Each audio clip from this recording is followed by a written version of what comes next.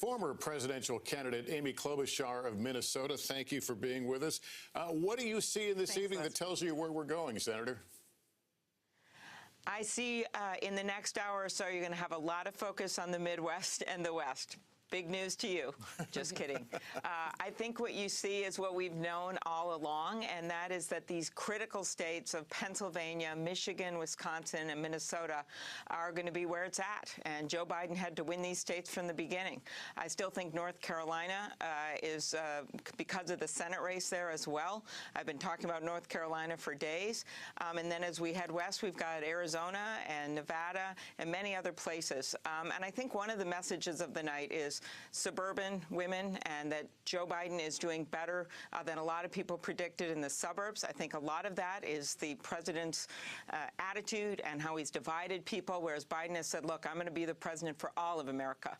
Red, blue, I don't care. I don't care if you voted for me, if you didn't, I'm going to be your president. Really important in the Midwest. So you think this thing's moving to the Midwest. How does that blue wall look tonight? It's looking pretty strong.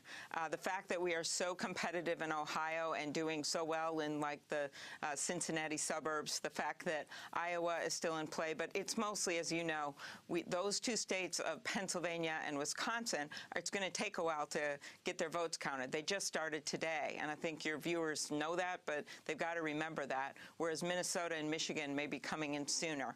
And so it's going to be a lot about that. The fact that we've got 4 Democratic governors in those states that have been having to bear the brunt of leading through the coronavirus. People know that in our states, whereas the president has shoved everything down to these governors. You've got a lot of things going on where these states have changed politically since 2016. Senator, you've mentioned the blue wall. You've said it's going to stay strong, but of course you would have liked to have some cushion. Are you disappointed that so far, at least, the Sun Belt is not turning into a blue wave as some had hoped it might for Joe Biden, at least one of them?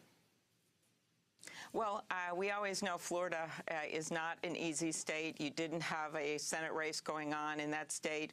And the point is that from the very beginning, from the moment that Joe Biden announced, he has been focused on these Midwestern states. I know because I debated him, ran against him, did my Blue Wall tour, and one of the reasons that I endorsed him was that I felt that he would see the importance of these states where people felt left behind over the last decade.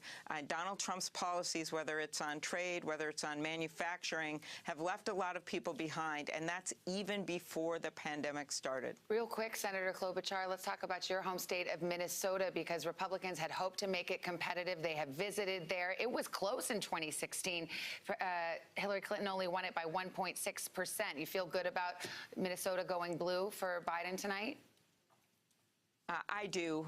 We have really a strong statewide campaign. We've all hung together. We've got some key congressional races that I hope at some point you guys will get to. Tina Smith is doing well. I predict she will win.